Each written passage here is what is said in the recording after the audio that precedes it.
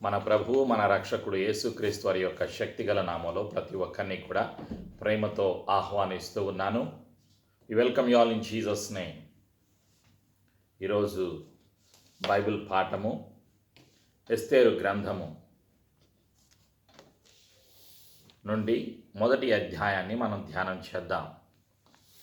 ప్రార్థన. క్రీస్తు రక్తము ద్వారా తండ్రి నీ సన్నిధికి వస్తున్నాము. తండ్రి నీ ప్రేమకై వందనాలు. యేసు ప్రభా, నీ కృప ఇంతవరకు మాపైన, కుటుంబాలపైన, సంఘాలపైన, పరిశుద్ధులపైన, యూదులపైన ఉంచి సజీవ సాక్షిగా మమ్మలను ఉంచినందుకు వందనాలు, కృతజ్ఞతలు. క్రీస్తు రక్తము ద్వారా అనుగ్రహించిన విమోచనకై, విడుదలకై తండ్రి నీకు వందనాలు. యేసు ప్రభని ఒప్పుకొనుచున్నాము. బలహీనతను, బంధకాన్ని, చీకటి అధికారాన్ని యేసునామములో దూరపరుస్తున్నాము. పరిశుద్ధాత్ముడా, సర్వసత్యములోకి మమ్మలను నడిపిస్తున్నందుకు వందనాలు, స్తోత్రాలు. పునరుత్థానపు శక్తి కొరకు, ఆశీర్వాదము కొరకు యేసు ప్రభు నామములో సిద్ధపరచున్నాము తండ్రి. ఆమేన్. ప్రేమైనటువంటి సంఘమా, ఈరోజు మనం ఎస్తేరు గ్రంథము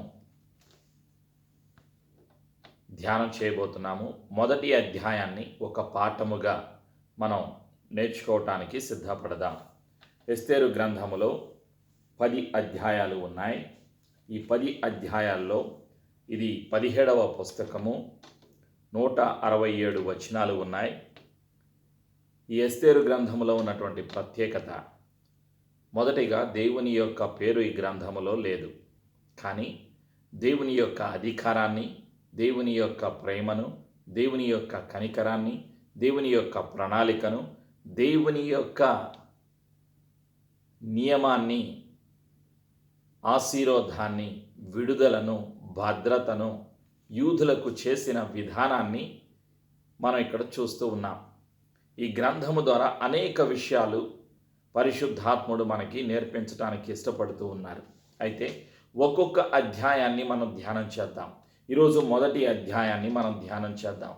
మొదటి అధ్యాయానికి పరిశుద్ధాత్ముడు నాకు బయలుపరిచినటువంటి పేరు ఎస్తేరు గ్రంథము మొదటి అధ్యాయానికి మనము ఒక అవుట్లైన్ నేను తెలియచేస్తాను.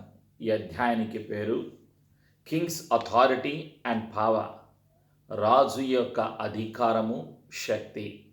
ఈ అధ్యాయానికి నేను పేరు పెట్టుతున్నాను. ప్రేమైనటువంటి సంఘమా, ఈ అధ్యాయాన్ని మనం ఒక అవుట్లైన్ 7 భాగాలుగా నేను విభజిస్తూ ఉన్నాను.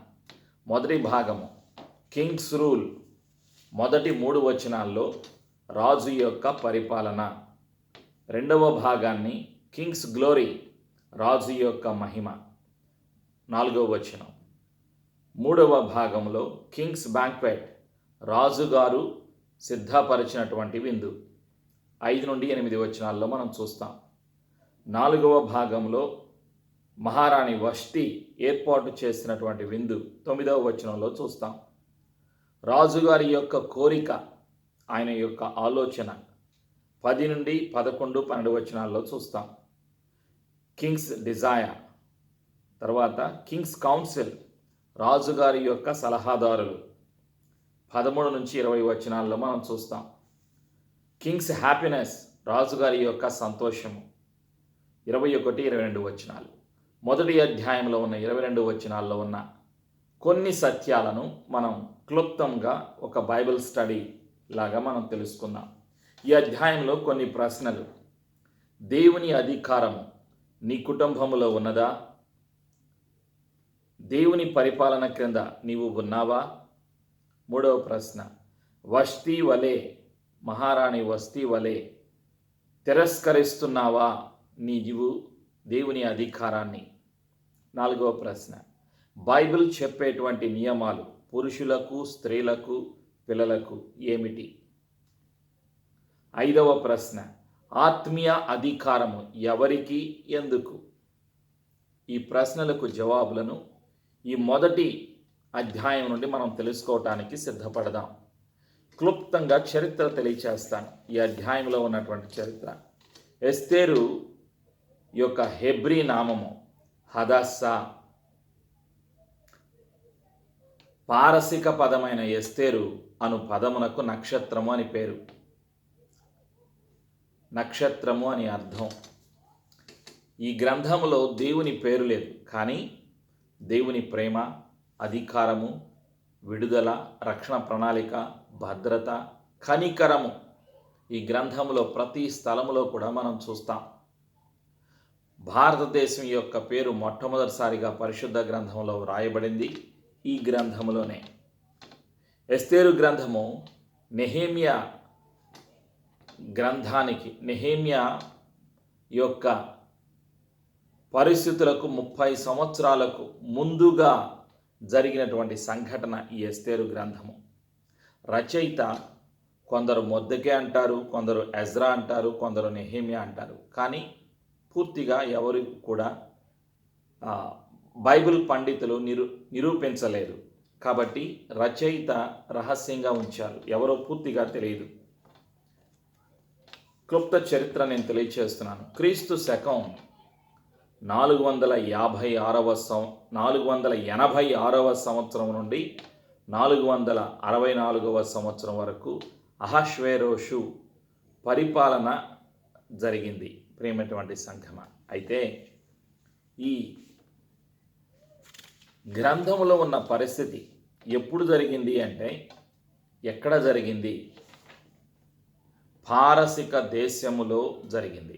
ఈ పారసిక దేశాన్ని ప్రియమైనటువంటి సంఘమ, బబులోను రాజ్యము దాదాపుగా ఎస్తేరు పరిపాలనా సమయానికి ముందుగా 100 సంవత్సరాలకు పూర్వము ఏం జరిగింది అంటే, బబులోనులోకి యూదులు చెరగా కొనిపోబడ్డారు. నెబుకద్నెజరు అనేటువంటి రాజు తన సైన్యంతో యెరూషలేము మీద దండయాత్ర చేసి యెరూషలేమును నాశనం చేస్తాడు, దేవాలయాన్ని పడగొడతాడు. తర్వాత బంగారాన్ని, ధనాన్ని, సామాగ్రిని దోచుకుని వెళతాడు. అనేక మంది యూదులను కూలి పని చేయటానికి తన దేశంలోకి, చెరలోకి తీసుకొని వెళతాడు. అనేక దేశాలకు చెదరిపోతారు యూదులు.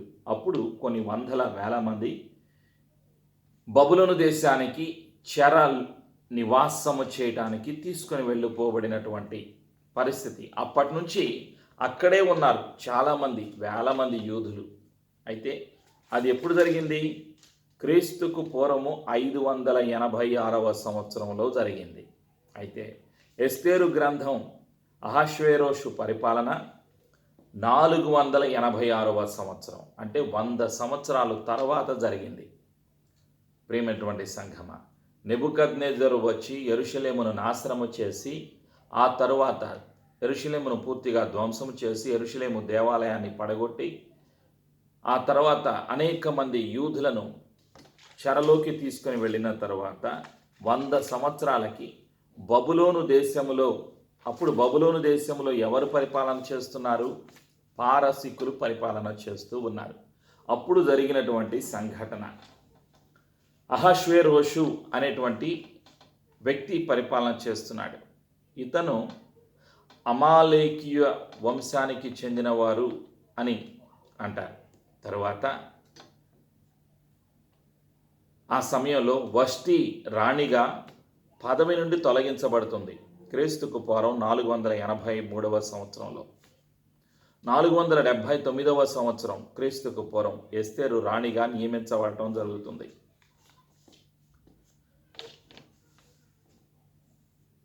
క్రీస్తుకు పూర్వం 474వ సంవత్సరంలో హామాను అనేటువంటి కుట్రదారుడు, యూదులకు శత్రువు, ఒక సమస్యను సృష్టిస్తాడు. ఒక సమస్యకు కారకుడవుతాడు. యూదుల శత్రువు హామాను. అతను 474వ సంవత్సరంలో ఈ యొక్క యూదులందరినీ కూడా ఒకరోజు నాశనం చేయాలి అని ఒక ప్రణాళిక వేస్తాడు. ఒక రోజున ఆదార్ అనేటువంటి నెలలో 13వ తారీఖున యూదులందరినీ నాశనం చేయడానికి యూదుల శత్రువైనటువంటి హామాను అప్పటి కాలములో ప్రధానమంత్రిగా ఉన్నాడు. అతను, ఈ హామాను అమాలేకీయుడు. ప్రియమైనటువంటి సంఘమ, ఇతను అమాలేకీయుల యొక్క గోత్రానికి, సంతతికి చెందినవాడు. అతను ప్రణాళిక అది. అయితే ఈ అధ్యాయానికి, మొదటి అధ్యాయానికి, ఎస్తేరు గ్రంథము మొదటి అధ్యాయానికి లో ఉన్నటువంటి అనేక సత్యాలు. ఈ గ్రంథం అంతా కూడా 5 వ్యక్తులు ప్రధాన పాత్రలుగా ఉన్నారు. 5 వ్యక్తులు ప్రధానమైనటువంటి వ్యక్తులు ఈ గ్రంథములో.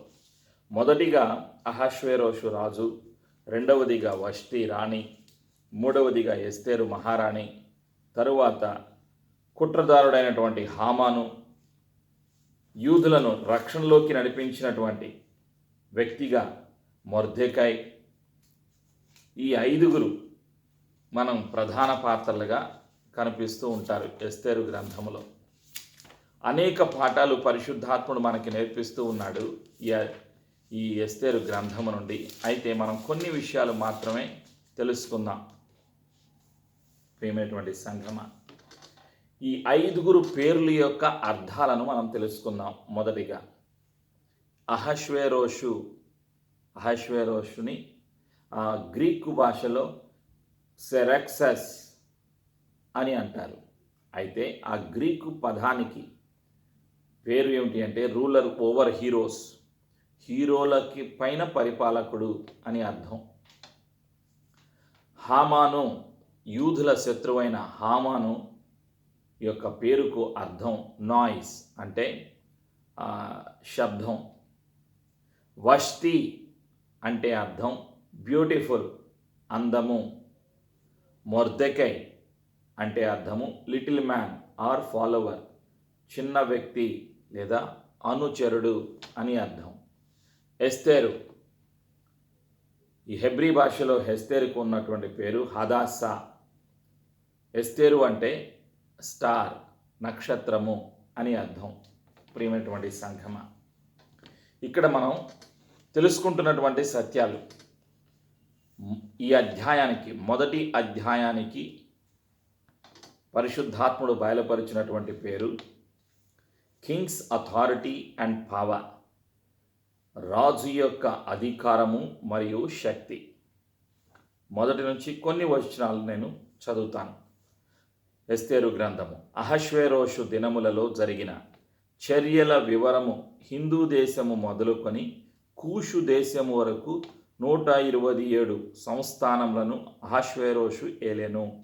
ఆ కాలమందు రాజైన అహష్వేరోషు షూషను కోటలో నుండి రాజ్య పరిపాలన చేయుచుండగా తన ఏలుబడి యందు 3వ సంవత్సరమున తన అధిపతులకందరికిని సేవకులకును విందు చేయించెను. పారసిక దేశం యొక్కయు మాధ్య దేశం యొక్కయు పరాక్రమశాలులను ఘనులను సంస్థానాధిపతులను అతని సన్నిధి నుండగా అతడు తన మహిమగల రాజ్యం యొక్క ఐశ్వర్య ప్రభావములను, తన మహాత్యాతిశయ ఘనతలను అనేక దినములు అనగా 180 దినములు కనుపరచెను. ఇది జరిగినటువంటి సంఘటన. ఏమిటి? మొదటి 3 వచనాలకు ఒక భాగము రాజుగారి యొక్క పరిపాలన. ఎన్ని రోజులు, ఎన్ని సంవత్సరాలు, ఎంతకాలం ఆలోచించండి. ఈ రాజుగారి యొక్క పరిపాలన క్రీస్తుకు పూర్వం 486వ సంవత్సరం నుండి 464వ సంవత్సరం వరకు అహష్వేరోషు అనేటువంటి రాజు హిందూ దేశము అంటే భారతదేశము మొదలుకొని కూషు దేశం వరకు అనేక దేశాలు, 127 సంస్థానాలు. అంటే ఇప్పుడు అవి దేశాలు, అప్పుడు అవి సంస్థానాలు. మహాసామ్రాజ్యానికి చక్రవర్తిగా అహష్వేరోషు అనేటువంటి రాజుగారి పరిపాలన చేశారు.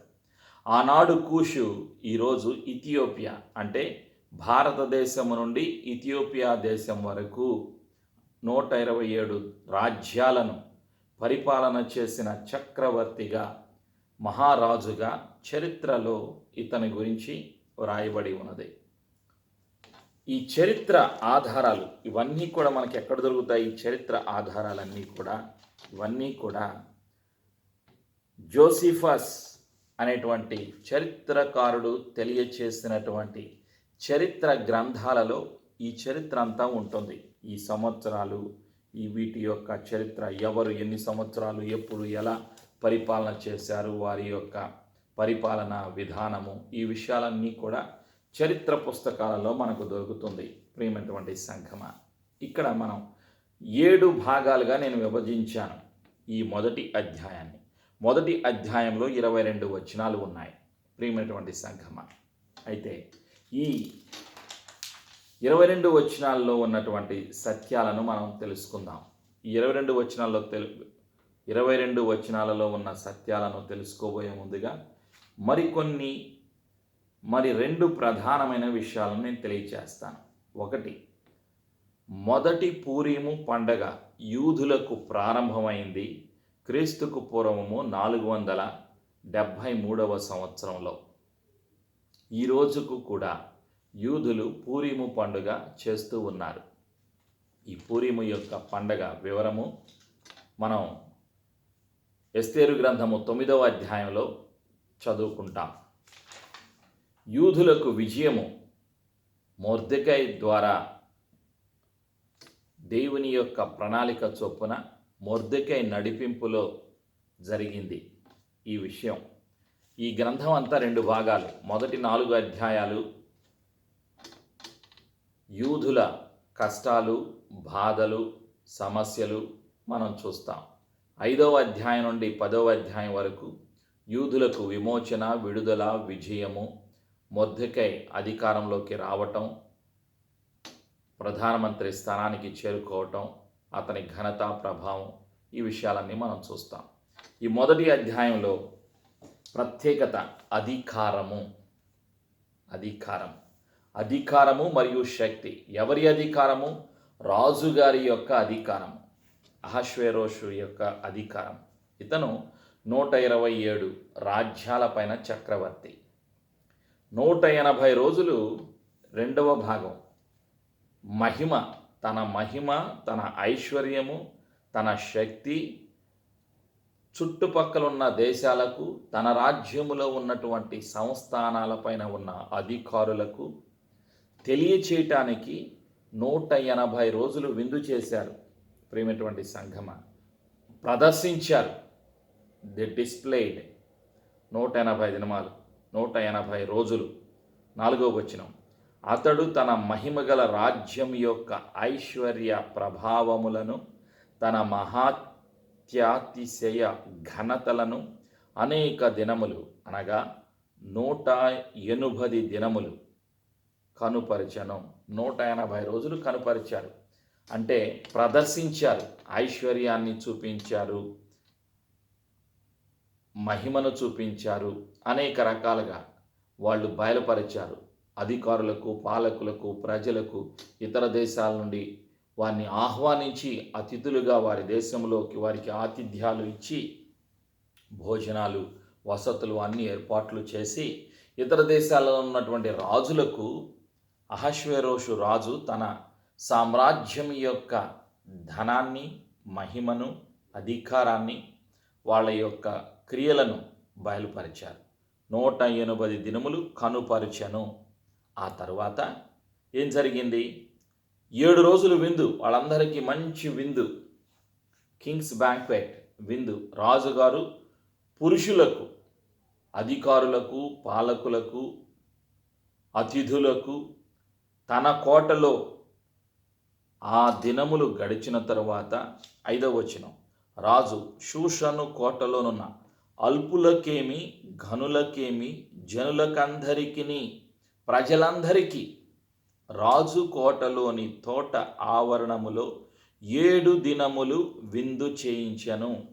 7 రోజులు విందు, పురుషులకు విందు, ప్రజలకి, పేదవాళ్ళకి, ధనికులకి, అల్పులకేమి, ఘనులకేమి, జనులకందరికీ రాజు తోటలో ఆవరణములో 7 దినములు విందు చేయించారు. ఆలోచన చేయండి ప్రేమటువంటి సంఘమా.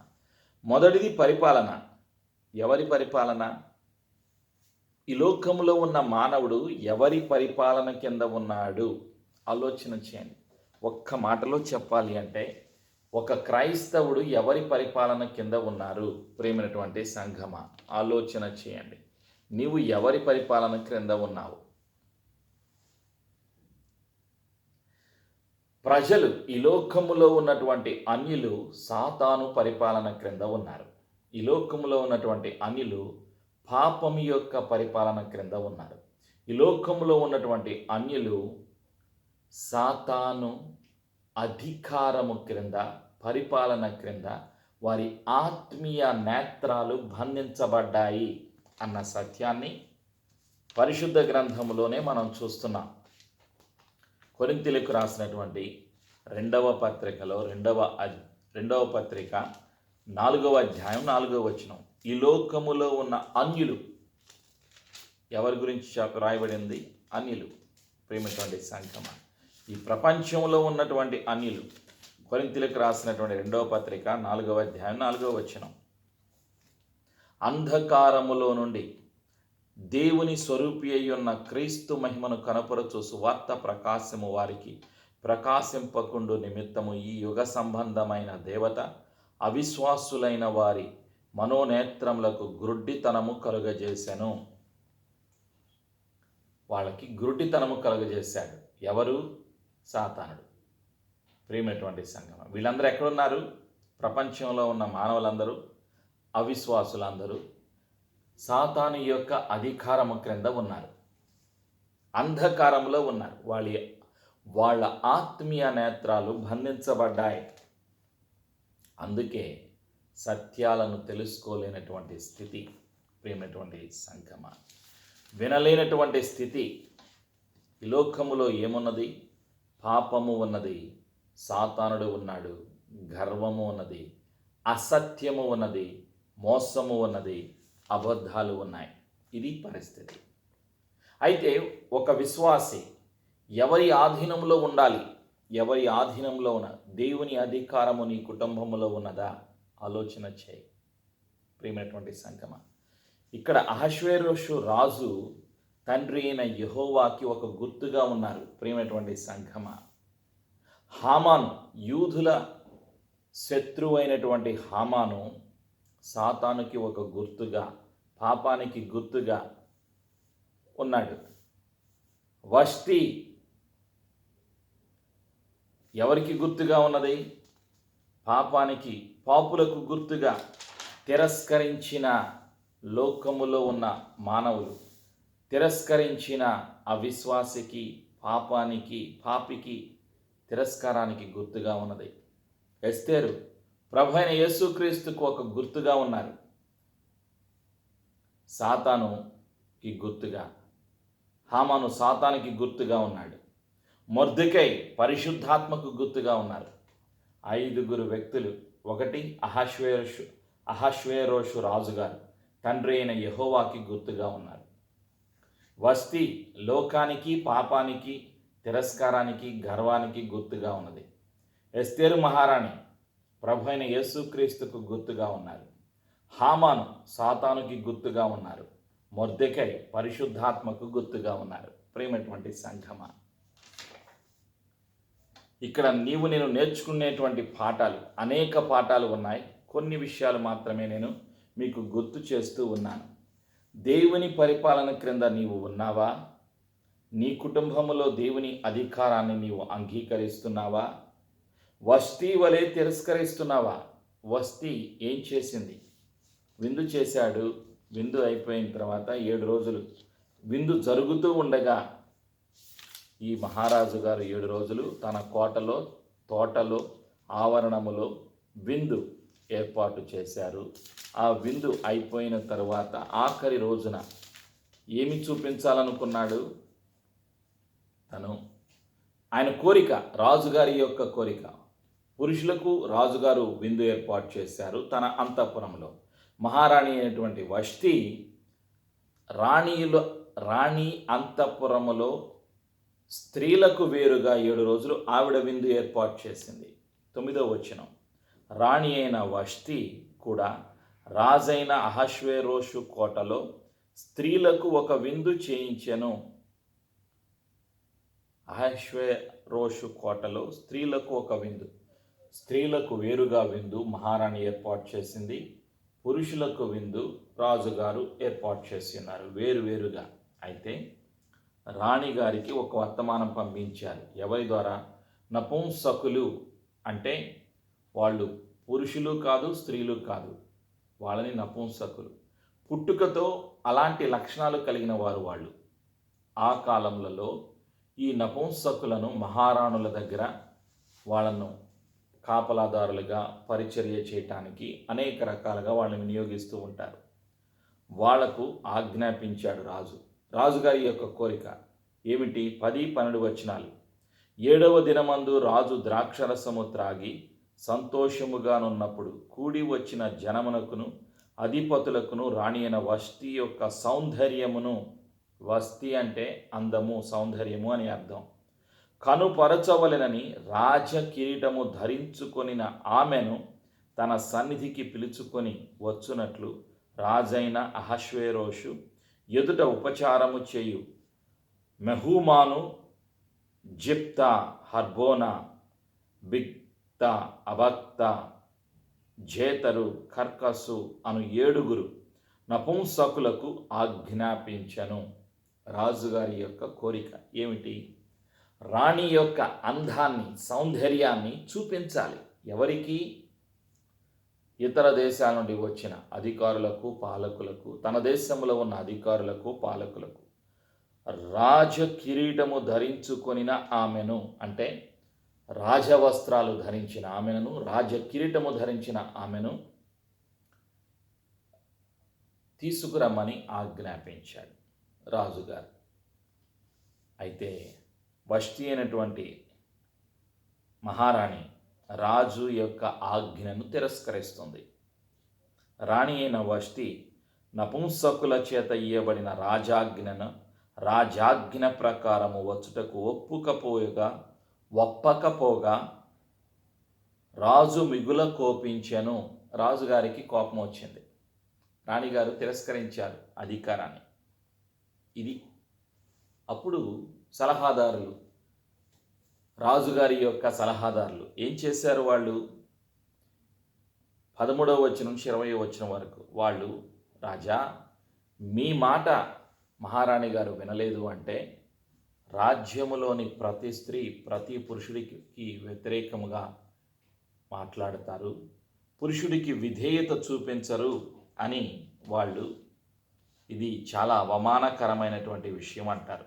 చూడండి, రాణి అయిన వష్టి రాజు ఎడల మాత్రము కాదు, రాజైన అహష్వేరోషు యొక్క సకల సంస్థానములలో నుండి అధిపతులందరి ఎడలను, జనులందరి ఎడలను నేరస్తురాలయను. ఆవిడని ఒక నేరస్తురాలిగా సలహాదారులు ప్రకటిస్తారు, బయలుపరుస్తారు, రాజుగారికి చెప్తారు. ఆవిడ మీ మాట వినలేదంటే ఇక స్త్రీలు పురుషుల మాటలు వింటారా? వినరు అని చెప్పారు. అప్పుడు సరే, 17వ వచనం. ఏలైనగా రాజైన అహష్వేరోషు తన రాణి అయిన వష్టిని తన సన్నిధికి పిలుచుకొని రావాలని ఆజ్ఞాపింపగా ఆమె రాలేదను సంగతి బయలుపడగానే స్త్రీలందరూ దాని విని ముఖము ఎదుటనే తమ పురుషులను తిరస్కారము చేయుదురు. పురుషులను తిరస్కరిస్తారు స్త్రీలు. కాబట్టి రాజా, దీని వలన బహు తిరస్కారమును కోపమును పుట్టును.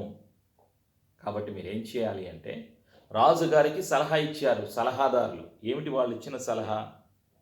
రాజునకు సమ్మతి అయిన వష్టి రాజైన అహష్వేరోషు సన్నిధికి ఇకను రాకూడదని తమ యుద్ధ నుండి ఒక రాజాజ్ఞ పుట్టవలెను.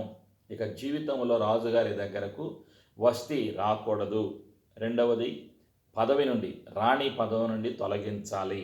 3వది, వష్టి కంటే యోగ్యురాలిని రాణిగా తాము చేయాలి అని వాళ్ళు సలహాలు ఇస్తారు. అప్పుడు రాజుగారికి సంతోషం కలుగుతుంది. రాజుగారికి సంతోషం. 21-22 ఈ సంగతి రాజునకు అధిపతులకును అనుకూలముగా ఉండెను గనుక అతడు మెముకాను మాట ప్రకారము చేశాను. ప్రతి పురుషుడు తన ఇంటిలో అధికారిగా నుండవలెననియు, ప్రతి పురుషుడు తన స్వభాషను అనుసరించి తన ఇంటి వారితో మాట్లాడవలెననియు ఆజ్ఞ ఇచ్చి, ప్రతి సంస్థానమునకు దాని వ్రాత ప్రకారముగాను, ప్రతి జనమునకు దాని భాష ప్రకారముగాను రాజు తన సకలమైన సంస్థానములకు దానిని గూర్చిన తాకీదులు పంపించెను. జరిగినటువంటి సంఘటన ఇక్కడ అధికారము, శక్తి, కింగ్స్ అథారిటీ, కింగ్స్ పవర్, రాజుగారి యొక్క అధికారం. ప్రపంచంలో ఉన్న మానవ జాతికి దేవుడు తన అధికారాన్ని, తన నియమాన్ని ఒక క్రమముగా తెలియచేశారు. సర్వము పైన సర్వాధికారి తండ్రి అయిన యెహోవా. ప్రేమైనటువంటి సంఘమా, తన అధికారాన్ని దేవుడు బయలుపరిచారు అనేక సందర్భాల్లో. ఏదెను తోటలో ఆదాముకి దేవుడు అధికారం ఇచ్చాడు. ఆదాము దేవుని అధికారాన్ని కలిగినటువంటి ఆదాము పాపము చేయటం ద్వారా అధికారాన్ని కోల్పోయాడు, సాతానుకి ఇచ్చేశాడు. లూసిఫర్, సాతానుడు ప్రపంచాన్ని పరిపాలన చేస్తున్నాడు. ప్రేమైనటువంటి సంఘమా, యూదులను దేవుడు కాపాడి సంరక్షించి యూదా గోత్రపు సింహాన్ని, ప్రభు అయిన యేసుక్రీస్తుని లోకరక్షకునిగా ఈ లోకానికి పంపించారు. ఇక్కడ దేవుని ప్రేమ, దేవుని కనికరము, దేవుని భద్రత, దేవుని విడుదల చూస్తున్నాం. దేవుని అధికారం, దేవుని అధికారాన్ని మానవుడు అంగీకరించాలి. ఏమిటి దేవుని అధికారం? కులము ఏదైనా, జాతి ఏదైనా, దేశము ఏదైనా, ప్రపంచంలో ఉన్న ప్రజలు ఏ జాతి అయినా, యూరప్ అయినా, అమెరికా అయినా, కెనడా అయినా, ఆస్ట్రేలియా అయినా, ఆఫ్రికా అయినా, ఏషియా అయినా, ఇండియా అయినా, చైనా అయినా, గల్ఫ్ అయినా, ఎక్కడైనా పురుషుడి పైన అధికారము స్త్రీ చలాయించకూడదు. పురుషుడికి స్త్రీ లోబడి ఉండాలి. ఇది దేవుని యొక్క నియమం. దేవుని అధికారము నీ కుటుంబంలో ఉన్నదా? ప్రతి ఇంటిలో ప్రతి పురుషుడు తన ఇంటిలో అధికారిగా ఉండవలెను. ప్రతి ఇంటిలో గృహానికి అధిపతి, గృహానికి యజమానుడు స్త్రీ ఉండకూడదు, పురుషుడు ఉండాలి. పురుషుడు అధికారిగా ఉండాలి. దేవుని అధికారము నీ కుటుంబంలో ఉన్నదా? ఆలోచన చేయి. రెండవది, దేవుని పరిపాలన క్రింద నీవు ఉన్నావా?